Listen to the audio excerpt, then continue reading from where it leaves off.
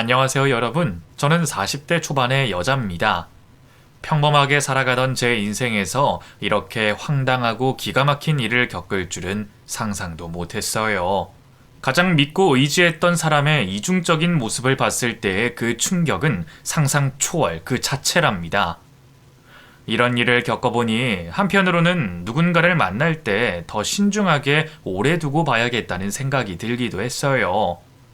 워낙에 제가 성급하게 결정을 했었거든요.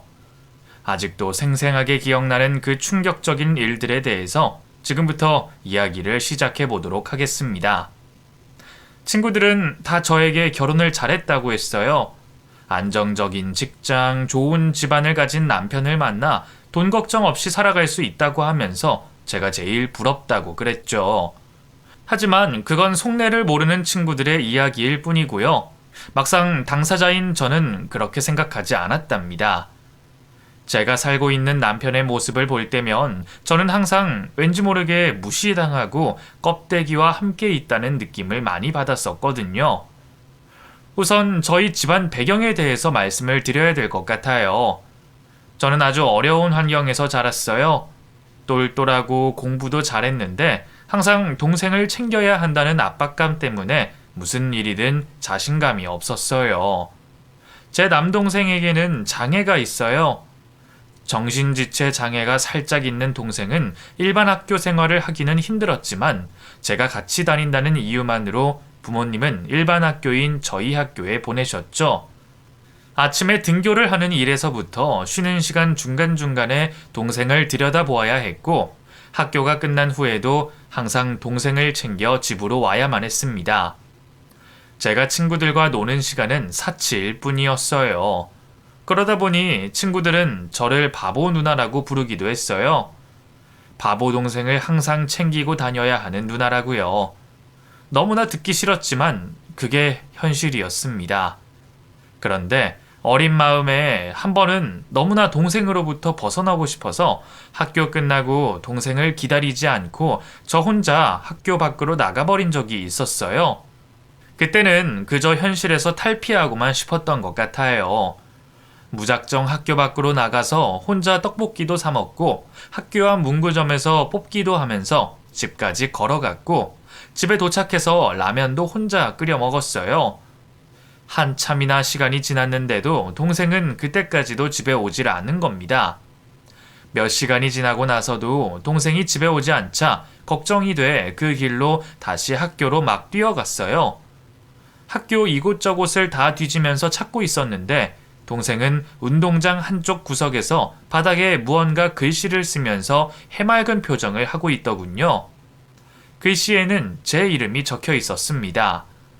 날씨도 추워서 얼굴과 손이 뻘개졌는데도 아무 미동도 없이 저러고 있는 동생에게 화가 나서 소리쳤죠. 야, 이 바보야! 너 우리 교실에 안 가봤어? 누나 없었으면 바로 집에 가야지. 왜 여기서 이러고 있어? 누나 왔네 정말? 누나 왔어. 나 기도했거든. 누나가 올 거라고. 진짜 왔다. 야후. 야, 내 말 안 들려? 오늘 내가 너 버리고 그냥 간 거라고. 알아들어? 그러니까 기다리지 말고 너도 나 버리고 혼자 가. 안 돼.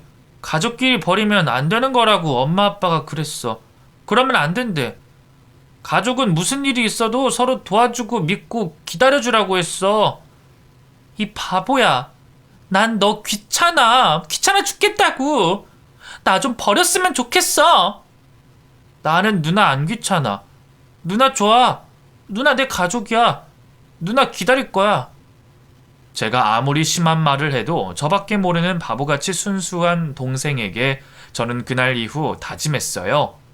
저 역시도 무슨 일이 있어도 가족으로서 제 동생을 꼭 지킬 것이라고요. 어쩌면 장애가 있는 동생보다도 더 부족한 인간이 저라는 생각이 들어 창피하기도 했습니다. 그리고 그때부터는 현실을 받아들이고 동생과 최대한 재미있는 시간을 보내려고 애를 많이 썼던 것 같아요. 귀찮아도 내 동생, 짜증나도 내 동생이니까요. 부모님은 돈을 버시느라 너무 많이 바쁘셨습니다. 아빠는 일용직 노동을 하셨고 엄마는 공장에서 일을 하셨는데 열심히 하시는 것에 비해 보수가 적다면서 많이 힘들어 하셨어요. 더군다나 동생이 언어 치료부터 시작해서 여러 가지 프로그램을 함께 병행해야 하는데 그 비용이 만만치가 않았거든요. 그 당시 저희 집안 사정에 비하면 굉장히 큰 돈을 한 번 갈 때마다 지불해야 했기에 더더욱 힘들었던 것 같아요. 하지만 부모님은 그런 돈을 한 번도 아까워하신 적은 없었어요. 무조건 모든 일의 중심에는 동생의 병원비가 우선이었고, 남자로서 동생이 사회에 조금이나마 보탬이 될 수 있는 아이로 성장할 수 있게 하기 위해서 최선의 노력을 다하셨습니다. 배움이 짧으셨고 양쪽 조부모님 모두 돌아가신 상황이라 어느 누구한테 도움을 요청하기도 힘들었던 저희 집안은 없으면 없는 대로, 못 먹으면 못 먹는 대로 생활했었어요. 그래서 저는 동생을 위해 많은 것을 포기하면서 살았던 것 같아요. 하다못해 너무나도 갖고 싶었던 겨울 점퍼 하나 사지 못했었어요. 겨울 점퍼 하면 또 제게 가슴 아픈 일화가 하나 있는데요. 부모님이 매년 겨울이면 제가 갖고 싶어 하던 겨울 점퍼를 사주신다고 꼭 약속을 하셨는데 번번이 어길 수밖에 없는 상황이 되자 화가 너무 났던 제가 마음이 아픈 소리를 한 적이 있었어요. 엄마 아빠는 왜 맨날 그 모양이야? 3년째 내가 갖고 싶은 점퍼 하나 못 사줘? 3년 동안 돈 모으면 되잖아. 지키지도 못할 약속을 왜 하고 난리야? 약속은 지켜야 하는 거라고. 학교 다닐 때 안 배웠어? 그래, 미안하다 엄마가. 이번에도 약속을 못 지켰네. 우리 딸 미안해. 정말 미안해. 당장 사줘, 당장. 안 사주면 나 학교도 안 가고 밖에 아무 데도 안 나갈 거야? 제가 하도 억지를 부리니 며칠 후 엄마는 제가 갖고 싶어 하던 브랜드 말고 시장에서 저렴한 브랜드의 옷을 대신 사오셨어요. 저는 그 점퍼를 바닥에 던져버리고 발로 막 밟기까지 했습니다. 너무나도 화가 났거든요. 제가 아무리 동생을 예뻐한다고 해도 동생 때문에 번번이 제가 하고 싶은 것이 막히는 것 같아서요. 그러자 동생이 발로 밟히고 있는 그 점퍼를 얼른 주워 들어 털어냈고 눈물을 흘리시는 엄마의 눈물을 닦아주더군요. 저는 그때 또 한 번 느꼈죠. 저는 이런 장애인 자식보다도 못난 자식이라고요. 그 점퍼를 못 가진 것에서도 화가 많이 났지만 이런 제 자신에게도 화가 많이 났던 것 같아요. 저는 그렇게 조금씩 실수를 하고 느끼며 성장해 나갔습니다. 그러면서 점점 가족의 소중함을 깨닫게 됐고 그런 마음이 성인이 돼서는 아주 찐한 가족애로 표현이 됐어요. 연로하신 부모님과 여전히 아픈 남동생을 보살펴주는 것이 제가 해야만 하는 일이라고 생각했거든요. 어렵게 대학교에 들어갔지만 그곳에서는 똑소리 나게 열심히 공부했습니다. 좋은 회사에 취직하고 싶었거든요. 집안 환경에서 벗어날 수 있는 길은 오로지 제가 좋은 회사에 다니는 길밖에 없다고 생각했어요. 자격증부터 토익 시험까지 준비하며 때때로 알바까지 하면서 학교를 마쳤고 결국 남들이 부러워할 만한 회사에 취직할 수 있었습니다. 일단 회사에 잘 들어가고 나니 주변 사람들이 저희 가족을 보는 눈빛이 달라지더군요. 그 전에는 그저 못살고 불쌍한 장애인 가족쯤으로 여기더니 이제는 뭔가 태도가 달라지신 것 같았어요. 저는 회사에서 받는 월급의 일부를 부모님의 생활비와 동생에게 줬습니다. 아빠가 고혈압과 당뇨가 좀 심해지셔서 일을 제대로 하지 못하셨기 때문에 도움을 반드시 드려야 하는 상황이었거든요. 항상 제게 미안해하시는 부모님이셨지만 그래도 부모님과 함께 있다는 것이 제게는 많이 힘이 됐어요. 회사에서는 나름대로 저를 많이 인정해 주셨습니다. 어머나, 신입사원이 이렇게 보고서 잘 쓰는 건 또 처음 보네. 아주 좋아요. 선배님 정말요? 감사합니다. 아직 많이 부족한데 좋게 봐주셔서 감사해요. 아니야, 부족하긴. 내가 거짓말을 잘 못하는 성격인데 이건 정말 좋아. 좋으니까 좋다고 하지. 보고서도 잘 쓰고 성격도 싹싹하다면서 여러 선배들이 저를 많이 예뻐해 주시더라고요. 끝나고 밥도 사주시고 어쩔 때는 주말에 불러서 함께 놀아주시기도 하셨고요. 남들은 회사에 들어가면 많이 힘들다고 했는데 저는 그저 너무 좋기만 했어요. 친구들도 모두 저를 부러워했고 앞으로 제 인생은 모두 꽃길만 생길 것 같은 착각도 들었죠. 그러는 사이 동생은 지역사회에서 연결해주는 곳에 취업도 하게 됐어요. 단순한 부품을 끼우는 곳이었는데 몸이 불편한 장애인분들도 몇몇 계셔서 잘할 수 있을 것이라 생각했었죠. 하지만 동생은 그곳에서 적응하지 못하고 오히려 너무나도 힘들어했던 것 같아요. 밤마다 악몽에 시달렸고 강박관념 같은 것이 생겨서 더 안 좋은 영향을 끼쳤습니다. 저는 그런 동생을 바라보면서 너무나 슬프더라고요. 이제 막 20살이 넘어서 사회에서 무언가 아주 조금의 자리를 마련하면서 살아야 하는데 앞으로의 삶이 막막하기도 했죠. 부모님은 한숨을 쉬시면서 동생의 앞날을 항상 걱정하셨고요. 저는 그래도 일단 동생의 건강이 우선이었기에 다니던 일을 그만두라고 했고 앞으로 절대로 무리가 가는 일은 시키지도 말라고 신신당부했습니다.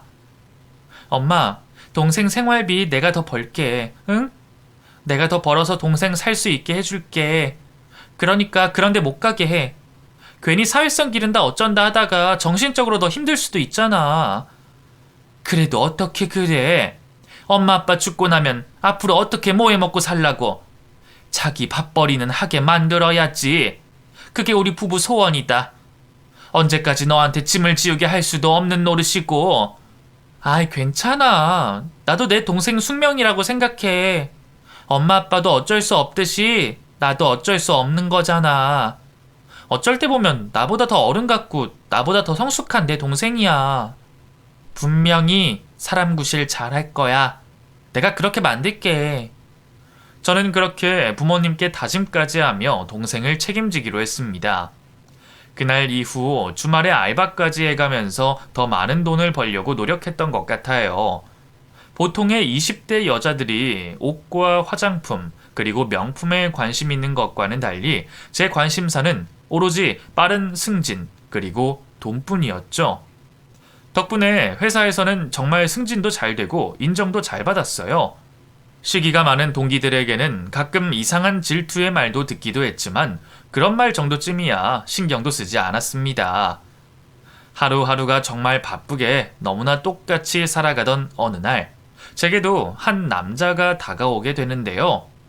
소개팅을 시켜준다는 선배의 말을 거절하고 주말 알바를 하고 있던 어느 날 저희 가게에 자주 오던 손님이 제게 말을 거는 거예요. 왜 이렇게 바쁘게 사세요? 주중에도 좋은 회사에 다니시는 것 같은데 주말에는 좀 노셔야죠. 네? 저 아세요? 누구신지요? 우연히 뵀었어요. 제가 아는 분도 그 회사에서 근무하고 있어서 그분 만나러 갔다가. 그러시구나. 바쁜 게 좋은 거죠. 집안 사정도 있고 해서. 무슨 사정인진 모르겠지만 그래도 사람이 숨 쉴 구멍은 있어야죠. 끝나고 뭐 하세요? 영화나 한 편 봅시다. 저도 오늘 숨 좀 쉬어야겠거든요. 너무나 갑작스러운 그 남자의 말에 저는 처음에 무척이나 당황했어요. 잘 알지도 못하는 남자가 영화를 보자고 하니 이게 어떻게 잘 거절을 해야 하나 머릿속에는 온통 그 생각뿐이었죠.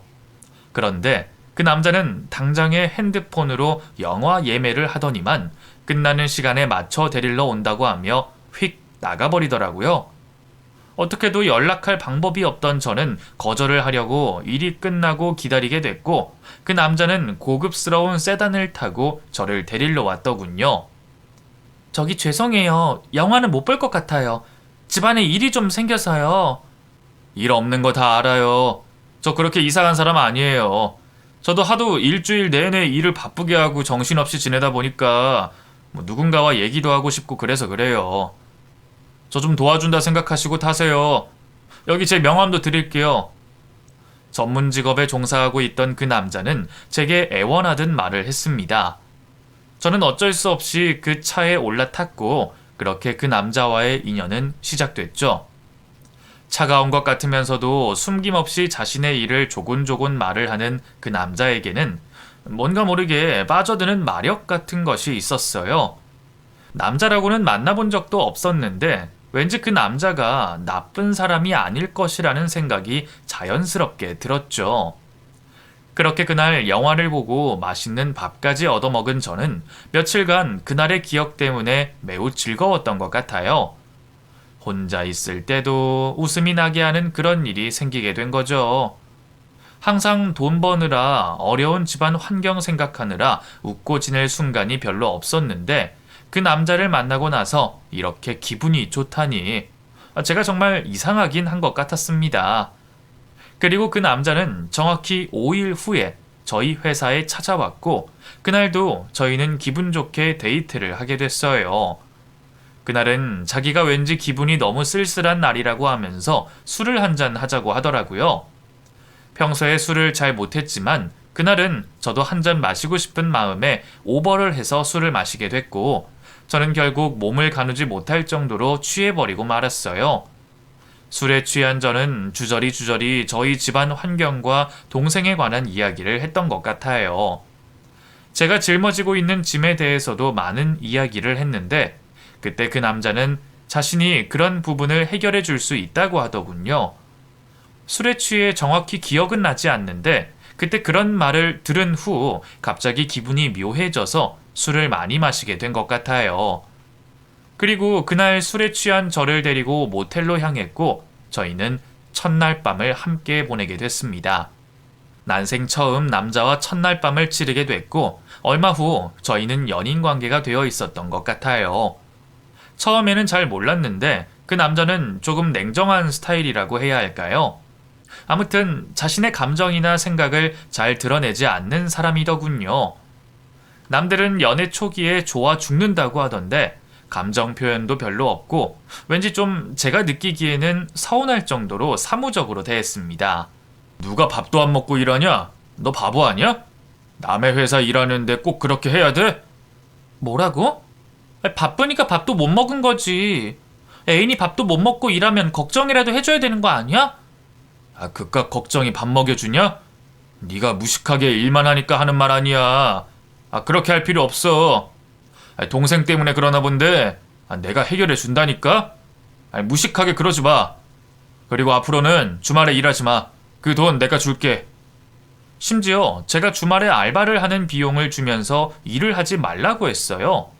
그것도 제가 보고 싶어서 연애를 해야 하기 때문에가 아니라 자신이 주말에는 좀 편안하고 재밌게 보내야 하는데 거기에 제가 필요하기 때문이라고 말을 하더군요. 저는 이런 남친의 말에 짜증이 나서 몇 번이나 다툼을 하기도 했지만 그래도 저는 그 남자에게 많이 의지하게 됐던 것 같아요.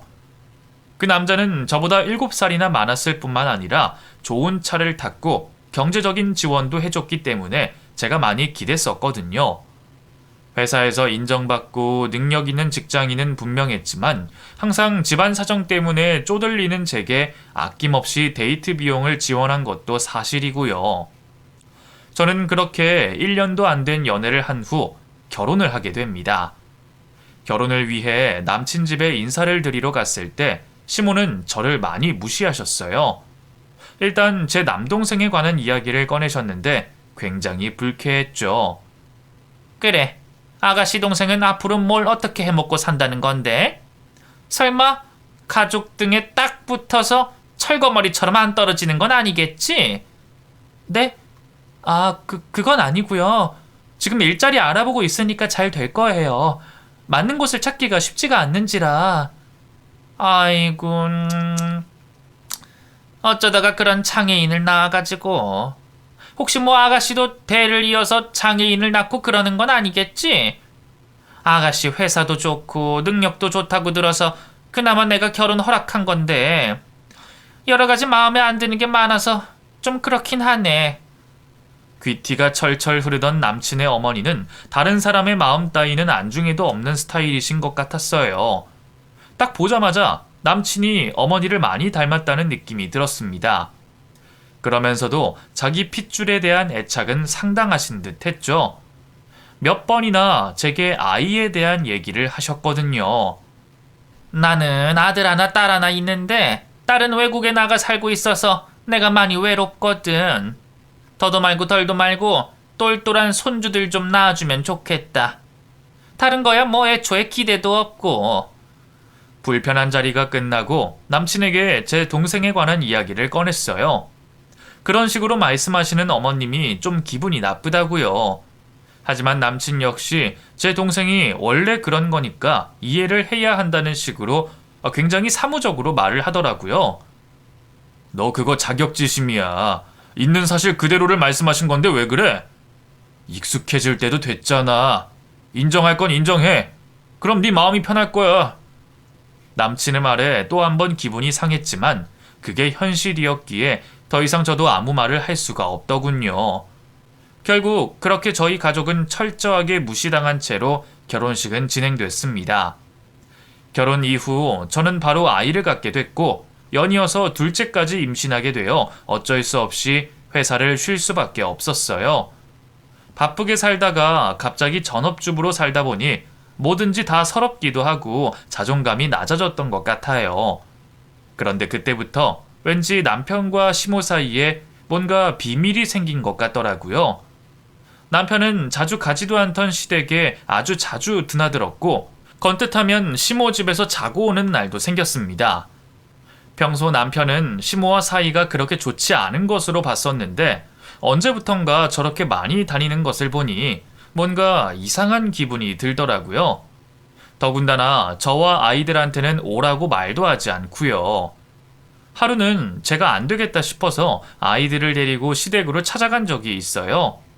차로 40분 이상이 걸리는 거리인데 제가 지하철과 버스를 타고 아이들을 데리고 시댁에 올 줄은 상상도 하지 못했는지 남편은 저를 보고 깜짝 놀란 표정을 짓더라고요. 여긴 어떻게 왔어? 차도 없이. 아니 당신이 자꾸 시댁에서 자고 온다고 하니까 애들도 아빠 찾고 해서. 근데 이게 무슨 소리야? 이 집에 애기 소리가 왜 나지? 시댁에서 분명히 아이 소리가 나더군요. 서서히 발걸음을 옮기자 시모가 웬 5살쯤 되는 아이와 함께 있는 게 아니겠어요. 시누이는 이혼을 해서 혼자 외국에서 유학을 하고 있고 친척분들 중에도 이런 아이가 있는 사람이 없어서 저는 너무 이상하더라고요. 어머님, 얜 누구예요? 응? 아는 사람 얘긴데 너는 연락도 없이 여긴 어쩐 일이냐? 애아빠가 여기 있으니까 왔죠, 어머님. 뭔가 이상한 기분을 누를 수가 없었고 시댁에 있는 내내 너무나 불편했어요. 더군다나 그 아이는 보호자도 없이 그곳에서 시모와 남편과 하루를 잤고 다음 날은 남편이 어디론가 데려다 준다며 데리고 나가버렸습니다. 남편과 시모에게 더는 물어볼 수가 없던 저는 외국에 있는 신우에게 연락을 했어요. 신우는 남편 같지 않고 서글서글했고 제게도 잘해줬습니다. 말 한마디를 예쁘게 하는 그런 사람이었거든요. 말 한마디도 예쁘게 하는 그런 사람이었거든요. 신우는 저의 물음에 한참을 망설이더니만 무언가 이야기를 하려고 하는 것 같았어요. 저기 새언니, 그게 있잖아요. 새언니, 우리 오빠 사랑하죠? 그럼 조금만 더 기다려주세요. 지금 제가 얘기하면 안 될 것 같아요. 뭔가 있긴 하군요. 그런 거죠? 아가씨 말해주세요. 오빠 성격 알잖아요. 이렇다 저렇다 절대 말 안 해요. 어머님도 마찬가지고요. 하지만 시누이는 조금만 더 기다려달라며 말을 아꼈습니다. 남들이 보면 제 결혼 생활은 정말 괜찮은 듯 보였어요. 친구들도 하나같이 부러워했거든요. 제 남동생의 생활비까지 보태주는 남편이 세상에 어딨냐며 친구들은 남편에게 잘해야 한다고 늘 말했죠. 돈 걱정 없이 안정된 경제 능력을 가졌으니 조금 감정 표현이 부족하고 그래도 그런 것쯤은 제가 다 참아야 한다면서요. 하지만 겪어보지 않은 사람은 모를 거예요. 사람은 단순하게 돈으로만 사는 건 아니잖아요. 저를 탐탁해하지 않으시는 시모는 입만 열면 저희 집안 흉을 보셨고 애정 표현 하나 없는 남편은 제 동생이 모멸감을 느낄 정도의 행동도 서슴지 않고 냉정하고 잔인하게 대놓고 표현했었는걸요. 남동생이 정신지체가 있다고 해도 자신을 무시하는 행동은 다 알아챌 수 있답니다. 오히려 하도 무시를 많이 당해서 그런지 그런 부분에서는 굉장히 빠르게 눈치를 채거든요. 저희 결혼 생활은 하루하루가 재미도 없고 자존심 상하고 그냥 그렇게 감정 없는 종이 인형처럼 살아갔던 것 같아요. 그러던 어느 날도 남편이 동생에게 했던 행동 때문에 대판 싸웠고 며칠간 말을 하지 않다가 남편이 장례식장에 다녀온다고 문자 메시지를 보내왔습니다. 더 이상 꼬치꼬치 묻고 싶지도 않아 아무 대답도 하지 않고 있었는데 다음날 남편은 녹초가 돼서 인상을 찡그리며 들어오더군요. 나 좀 잘 거니까 아무것도 신경 쓰게 하지 마. 특히 애들 집에 오는 시간 되면 시끄러우니까 데리고 나가서 놀다 와. 여기 카드 이걸로 쓰고. 남편은 또다시 건조한 말투로 제게 명령하듯 말하며 카드 한 장을 던져놨고 그대로 안방에 들어가 커튼을 치고 잠을 자기 시작하더군요. 웬만해서는 코도 골지 않는 사람이 얼마나 피곤했는지 코까지 골면서 열심히 잠을 자고 있었죠. 상갓집에 다녀온 양복이라 얼른 아이들이 오기 전에 세탁소에 맡기려고 주머니를 살피는데 꼬깃꼬깃 접혀진 봉투가 하나 있더라고요. 웬 봉투인가 싶어서 펴봤는데 그곳에는 메모가 하나 적혀 있었습니다. 이서방, 우리 딸 찾아와줘서 고맙네. 우리 손주는 내가 잘 키우고 있을 테니까 지금처럼만 그렇게 가끔씩 데려가서 얼굴은 보여주게나. 그리고 이제 그 핸드폰은 없애도 되네? 봉투 안에 쓰여진 메모는 정말 충격 그 자체였습니다. 저는 그 즉시 무언가 이상한 느낌이 들었고 골아떨어진 남편의 핸드폰을 찾았어요. 그리고 그곳에서 미친 듯이 메시지 목록과 연락처 목록들을 살폈고 남편의 핸드폰이 2개라는 것을 직감할 수 있었습니다. 누군가와의 메시지 중에서 다른 폰으로 연락하라고 쓰여 있었거든요. 저는 그 즉시 주차장으로 달려나가 남편의 차를 뒤지기 시작했습니다. 조수석부터 트렁크까지 몽땅 뒤지고 보니 남편의 또 다른 핸드폰 1개가 발견되더군요. 그리고 그곳에서 충격의 판도라 상자가 열렸습니다. 아주 여리여리한 여자와 다정하게 스킨십을 하며 사진을 찍고 주고받은 메시지에는 아이에 대한 내용도 가득했는데요. 제게는 표현하지 않는 애정 표현도 아주 농도 짙게 자주 표현을 했더라고요. 양손이 부들부들 막 떨려서 어찌할 바를 모르겠더라고요. 당장에 골아떨어진 남편을 깨워서 막 따지고 싶고 몽둥이로 실컷 두들겨 패고 싶었어요. 미친 듯이 화가 머리 끝까지 나 있는 상태로 핸드폰 안에 있는 사진첩을 들여다봤는데 여기서 저는 완전히 기가 찼습니다. 예전에 시댁에서 봤던 그 먼 친척 아이의 사진이 떡하니 있는 게 아니겠어요. 남편은 그 아이의 존재에 대해서 나중에 알게 됐는지 구구절절하게 그 아이에 대해 평생 책임지고 잘해주겠다는 말들이 써 있더라고요. 정말 기가 막히고 황당해서 그 핸드폰을 가져다가 그대로 시댁으로 향했습니다. 너무 화가 난 상태로 그대로 시댁 문을 미친 듯이 두드렸고 잠시 후 시모가 놀란 눈으로 문을 열어줬어요. 너 이게 무슨 교양 없는 행동이니? 아무리 배운 게 없다고 해도 그렇지 어디서 이딴 행동을 해? 어? 어머님, 그 애 누구예요? 누구냐고요? 당장 말해요. 누구예요? 뭐라고? 갑자기 아닌 밤중에 홍두깨도 아니고 그게 무슨 소리야? 저 다 알고 왔어요. 제가 살고 있는 어머님 아들. 과거에 무슨 짓을 하고 다닌 거예요? 마누라도 있고 자식도 있었어요? 감쪽같이 속이고 저랑 결혼한 거예요? 이거 사기 아니에요? 사기? 얘 지금 뭐라는 거야? 자세히 알지도 못하고 그런 말 하지 말아라. 걔는 내가 도저히 용서가 안 돼서 결혼도 못 시켰어. 일방적으로 지 혼자 도망가서 애 낳고 나중에 와서는 애 낳았다고 하더라. 못 배우고 무식한 년이 잘난 내 아들 붙들고 하도 안 놔줘서 내가 돈을 얼마나 썼는데. 그래도 안 떨어지고 그년이 애 핑계를. 그럼 어머님도 공범이시네요. 다 알고 계시면서도 아무렇지 않게 감쪽같이 저를 속였단 말씀인 거죠? 정말 질색이다. 어머님 정말 질색이에요. 진짜 싫어요. 정말 이 집안 정내미가 뚝 떨어진다고요.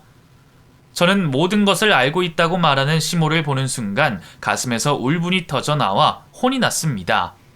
멋들어지게 난장판을 만들고 싶었지만 그 순간 화가 너무 많이 나서 아무것도 할 수 없는 제 자신이 너무 초라해지더군요. 도저히 화가 나서 그대로 갈 수는 없어서 부엌으로 들어가 시모가 아끼는 고급 커피잔 세트를 바닥으로 내집어 던져버렸습니다. 쨍그랑 소리가 나면서 산산이 부서진 커피잔을 보시더니 시모는 화가 머리 끝까지 나서 제게 소리를 지르시더군요. 야! 이게 정말 너 뭐하는 년이야? 내 아들이 이런 과거라도 있으니까 너 같은 거라도 결혼해서 가정 흉내라도 내고 사는 거지. 네 주제, 니네 집안 주제, 어디서 감히 그런 내 아들 같은 사람을 넘보려고 해? 사람이 분수를 적당히 알고 살아야지 말이야. 시모의 말에 너무 어이가 없어서 시모를 째려보며 말했어요.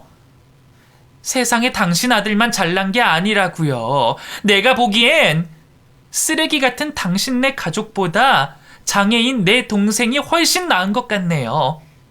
적어도 얘는 누나를 위해서 매형의 무시를 참을 줄도 아는 애거든요. 뭐? 어디서 이 배은망덕한 년이 장애인 놈이랑 우리 아들을 비교해? 더 이상 대화가 통하지 않자 저는 그대로 밖으로 뛰쳐나와서 이번에는 친정으로 향했어요. 남동생은 혼자 집안에 있다가 제가 오자 너무 반가워서 방방 뛰며 반기더라고요. 너 누나 때문에 더 이상 참지 마. 매형이 너한테 그러는 거 기분 나빠 안 나빠? 응? 누나, 나는 괜찮아. 나 다 괜찮아, 누나. 누나 때문에 참고 있는 거잖아. 매형 나쁜 사람이라고 네가 말했잖아. 기억나지? 맨날 매형이 너한테 바보 등신 같다고 말하고 너 쳐다도 안 보는 거 이제 더 이상 참지 마. 알았어? 누나도 이제는 안 참을 거야. 너 무시하는 인간들 누나가 다 혼내줄 거야. 누나 안 돼. 그러면 안 됩니다. 매형은 가족이에요. 가족은 도와줘야 하는 거라고 했잖아, 엄마가. 가족으로 너를 생각하지도 않는 매형을 뭐하러 도와줘? 그 사람은 누나를 감쪽같이 속인 사람이야. 동생의 순수한 마음에 또 한 번 눈물이 났어요.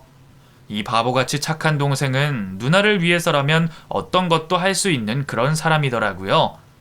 그동안 얼마나 마음의 상처가 됐을까 생각하니 제 마음이 너무나 아팠습니다. 저는 이제 모든 것을 끝내기로 했어요. 남편의 또 다른 핸드폰에 있는 그 증거들을 가지고 충분히 이혼 소송으로도 승소할 수 있었으니까요. 집으로 돌아가는 길에는 오히려 마음의 흥분이 조금 가라앉았고 조금은 이성적인 생각을 할 수 있게 되더군요. 피곤하다고 골아떨어진 남편은 아직도 잠에서 깨어나지 못하고 있었고 남편의 전화는 시모에게 오는 전화가 계속 울리고 있었어요. 저는 그대로 자고 있는 남편에게 뺨을 한 대 휘갈겨 버렸습니다. 자다가 뺨을 맞은 남편이 깜짝 놀라 벌떡 일어나더라고요. 뭐야? 너 뭐 하는 짓이야? 어디 이게 남편 뺨을 때려? 이 인간아, 어디서 애까지 숨겨놓고 나랑 살려고 한 거냐? 너 그냥 나는 쇼윈도로 생각한 거지? 겉만 해놓고 뒤로는 네 전내인이랑 애랑 얼마나 알콩달콩 살려고 했냐? 어쩌냐 근데 그 꿈이 깨져버려서. 뭐야? 이게 정말 못하는 말이 없어. 나한테는 그토록 애정 표현도 없더니 그 이유가 있었네. 나를 사랑하긴 했니? 그냥 우리 집이 그지 같고 장애인 동생 생활비 좀 보태주면 앞만 안고 쥐 죽은 듯이 살 것 같았지? 천만에. 너 같은 놈 내가 세상에서 제일 경멸하는 놈이야. 알아? 제 말을 들은 남편은 몹시 당황하는 기색이 역력했지만 그 와중에도 쉽게 미안하다는 사과조차 하지 않더라고요. 제가 남편 차에서 발견한 다른 핸드폰을 보여주자 그제서야 사실을 이야기하려고 하는데 어쩌면 그렇게 뻔뻔하던지 저는 정말 남편이 이 정도 쓰레기일 줄은 상상도 못했었답니다. 야, 그게 내 말 좀 들어봐. 원래 뭐 처음부터 그러려고 한 건 아니고 우리 엄마가 하도 그 여자를 인정하지 않으니까. 됐다. 더 이상 듣기도 싫어. 말 같지도 않은 말 하지 마. 근데 이제 다 끝났잖아. 그 여자 사고로 죽었어. 그 장례식에 다녀온 거라고. 그러니까 그만 흥분 내려놔. 다 끝났다고. 끝나? 끝나긴 뭘 끝나. 당신이 나랑 우리 아이들을 이런 식으로 능멸하고 무시한 거, 이게 어떻게 끝이 나겠어? 끝은 내가 내. 당신은 계속 그렇게 딴 생각하면서 이중적으로 살아라. 저는 그 길로 조용히 제 짐을 쌌어요. 아이들의 짐도 함께요. 더 이상 단 한순간도 이 남자와 한 집에 있고 싶지 않았거든요. 제가 짐을 싸들고 나가는 것을 보면서도 오래가지 못하겠구나 생각했나 봅니다. 친정에 가진 것도 없고 그러니 얼마 지나지 않아 다시 돌아올 것이란 말을 하더군요. 그렇게 남편을 뒤로 한 채 저는 그 집에서 나왔고 아이들을 데리러 간 후에 함께 친정으로 왔습니다. 친정 부모님께 모든 사실을 털어놓고 나니 제 마음이 너무나도 후련했어요. 친정 부모님도 그동안 사위에게 어른 대접도 제대로 못 받으셨었거든요. 남편은 지 잘난 맛에 사는 인간이라 저희 부모님과 제 동생은 지나가는 개 쳐다보듯 무시하는 경향이 있었거든요.